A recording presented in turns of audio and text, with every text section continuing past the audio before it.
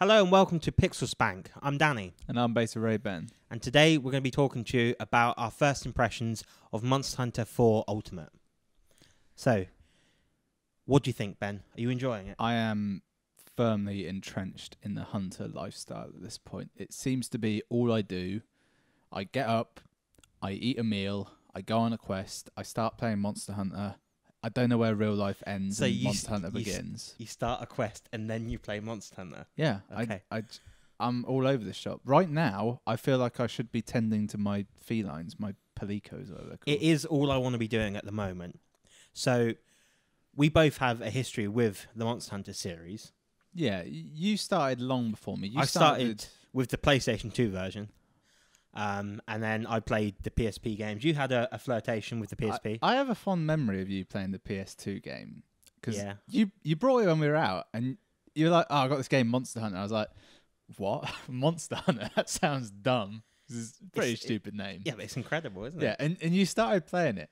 And all I remember was you were on a lovely green hill looking out at some mountains, and you were barbecuing meat for ages. I was like, the hell are you doing? And like back in PS2 days, Monster Hunter had really weird controls. You used the right analog stick was, instead of what you'd now use face buttons for, so attacking was just flicking the stick. Yeah, it was like not good. It was so weird. But I love, even back then, I just loved the idea of it and the challenge. It was way too hard for me though. They got the idea right from day one, and up until Try, they just didn't know how to do the controls properly. So we both played Try a lot.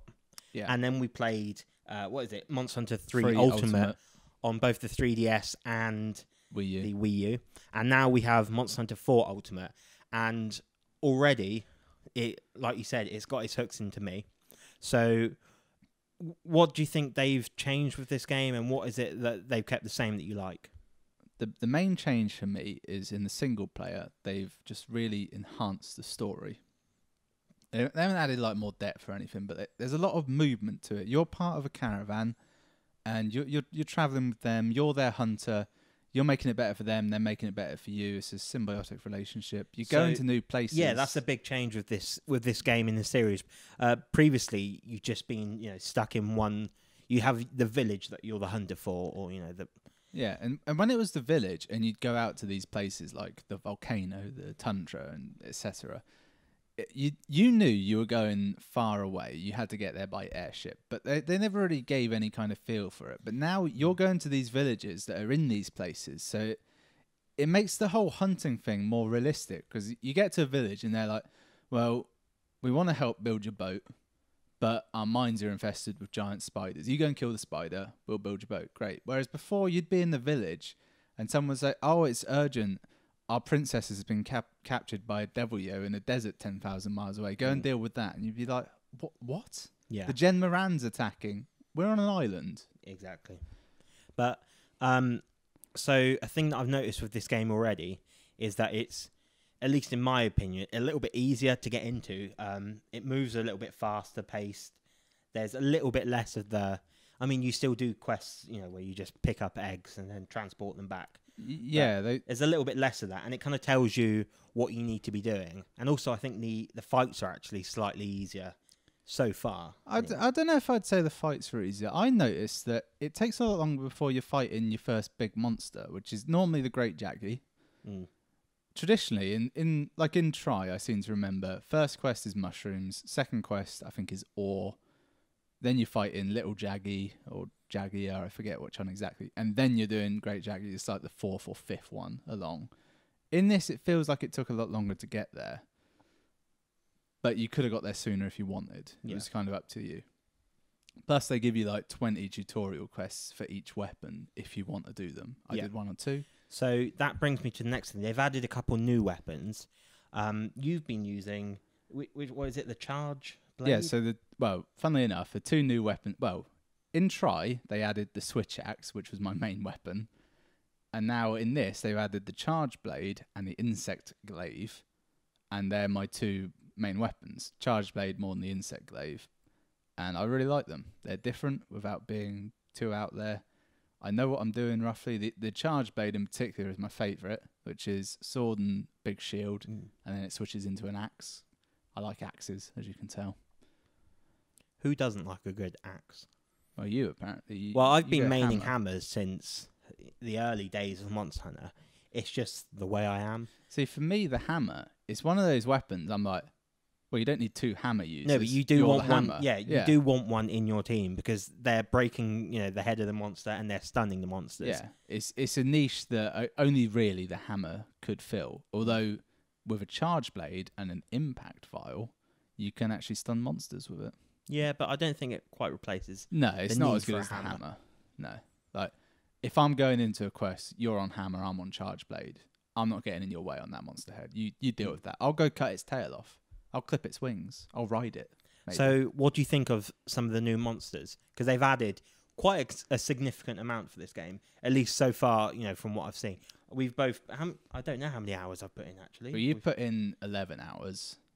I noticed it came up on your thing. Okay. I don't know what I've put in, but if I had to guess, I'd say it's closer to 30.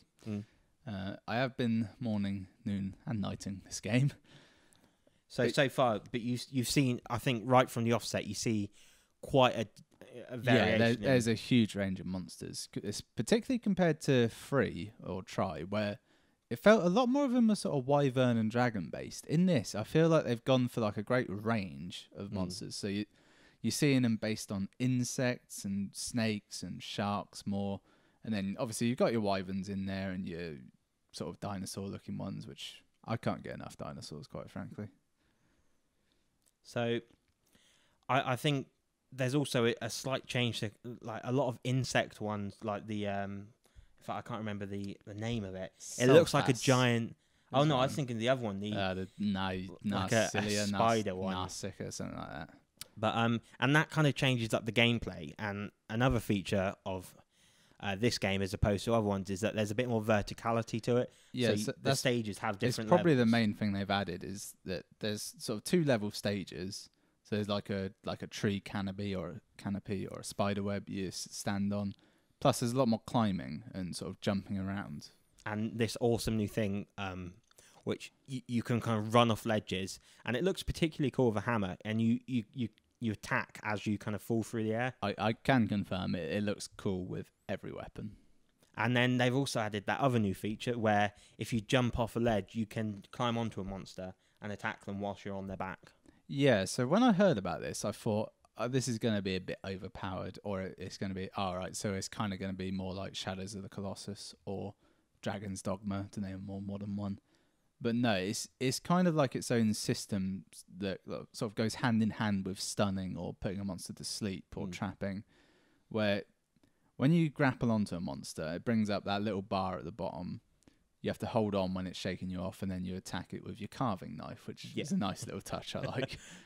And then if you do it enough, then you topple it. I don't know how much damage it actually does to carve it when you're on it. The main thing is getting it over, and then you get a load of free hits. Yeah. And obviously, you can't do it too many times in a row. And if you're jumping at a monster and attacking it, it's not 100% of the time that you'll grapple onto it. You have to... I think you actually have to sort of... not knock it down, but definitely make it flinch to get a chance at it. So we've had a brief kind of foray into multiplayer, but most of our time has been spent just playing solo, and it's definitely a game that you can play by yourself. It's not brutally difficult, but even in our brief time playing the game together, you can just tell, as with all the Monster Hunter games, it is made for multiplayer. Yeah, it really just opens it up. You form completely different tactics. You look out for your partner, he looks out for you. It's just a whole nother game, really. And it brings into the equation the real use of different weapons. So, for instance, I, as a hammer user, stun the monster, and that can give you a chance to cut off its tail or damage part of it. Maybe its wings.